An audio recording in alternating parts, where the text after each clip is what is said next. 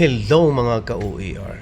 Hanggang ngayon ay may mga nabiktima pa rin na scam, no? From email. Particularly sa land bank. Paano naman kasi makikita mo talaga doon, no? Land bank. Pero kapag ka i-expand mo, no, yung doon from kung saan galing yung email na yun, makikita mo doon pangalan, apelyido, then at deped.gov.ph. Kaya dapat ang nakalagay doon at landbank.gov.ph or something like that. Pero DepEd.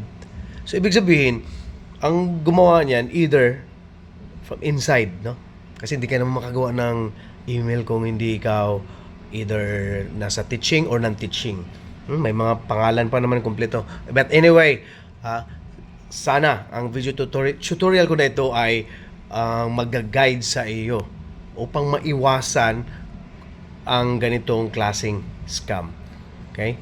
Sus nako, 20,000, 30 to 50,000 may kilala pa nga akong mga kasamahan na naloko, na nasimot yung laman ng kanilang ATM. No?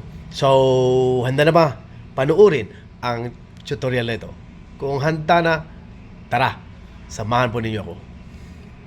Mga ka-OER, ito na nga nauso na naman, no? Tuwing ito November, December, tuwing papasok yung alam mo naman mga bonuses natin, So ito nga ang example na ito, scam. Sabi rito, naka-receive ako last January 2, sabi niya notice of registered mobile number. So kapag ka-i-click natin yan, ito na nga, notice of registered mobile number verification.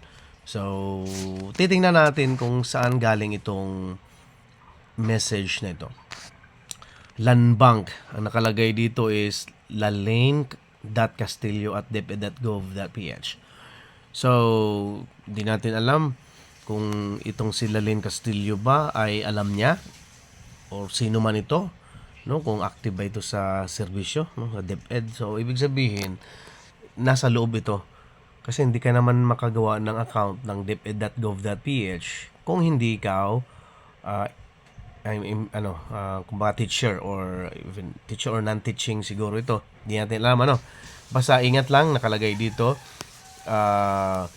be careful with this message.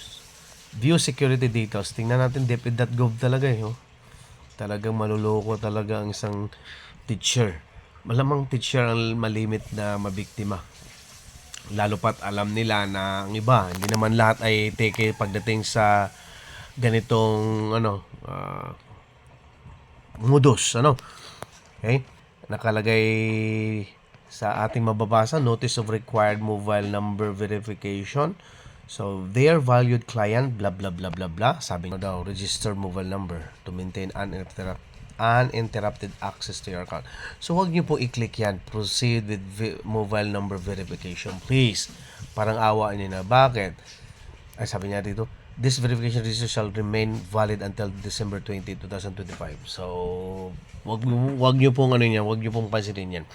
Kasi once you click that, pag-click mo ng ganyan, program kasi ito Kumbaga, kung sa isang bahay, kapag na-switch mo, iilaw.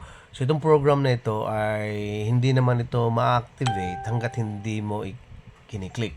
So, once you click, ibig sabihin, activated na siya, pwede nang ma-access ng hacker ang iyong account. Kukunin niyo information ninyo, bangko man yan, personal info niyo sa bangko or sa mga GCash or Paymaya and so on. So, walang kawala ka na kapag ka na-click mo yan. At may kakilala nga ako, isang teacher din, talagang nag-post siya, na sabi siya ay nabiktima. So, please, ingat lang po kung ayaw niyo pong mawalan, ng pera. Sabi pa rito, sincerely Land Bank Security Team, please, wag po kayong maniwala. Okay? And then, kanina lang, January 5, ito, Gabriel John Sorianga. Same din. Pag i-click natin, nakalagay dito, Gabriel John Sorianga, 13686-11466 at ncr1.deped.gov.ph. Galing pa sa NCR. So, i-check nyo kagad dito, click nyo kagad yan dyan, kung saan galing yung message na yan. So, dito, deped.gov.ph. So, hindi naman ibig sabihin na porket may DepEd.gov dyan ay magtiwala na tayo kaagad. Okay? Kung sinasabi niyan kailang i-verify, dapat landbank. No, landbank nakalagay dyan, landbank.com or landbank.gov. I don't know ano ang email ng landbank. Pero dapat landbank galing. Yan yung isang palatandaan dyan na at malalaman natin kung yan ba ay legit or hindi. So, pinapaalalanan tayo ulit, be careful with this message. Oh. Ganon, same content pa rin. Ang hacker ay talagang hindi ako tinantanan mula. Padala na naman uli. Proceed with mobile number verification. Please do not click this para hindi po kayo mawalan ng pera o bonus. Okay?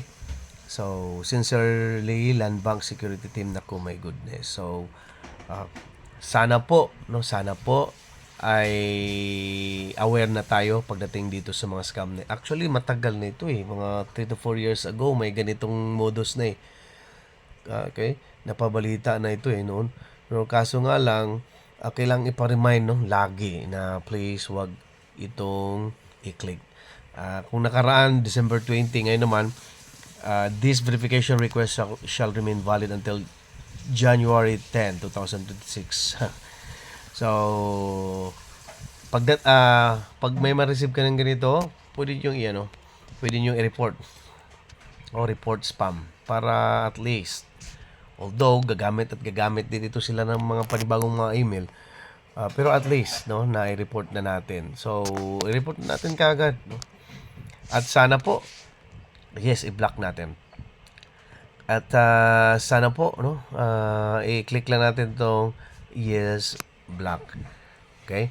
So, sana po ay may natutunan po tayo sa video tutorial na ito. Kung kayo ay hindi pa po subscriber ni Sir OER, please, i-subscribe nyo po yung aking YouTube channel, Lloyd Benitez de Guzman, or follow my FB page. Okay? Para ikaw ay updated. Kasi ako ay gagawa ko ng video tutorial na for sure kapaki-pakinabang po ng bawat isa. Okay? So, that's it. Thank you for watching. See you soon. Bye-bye.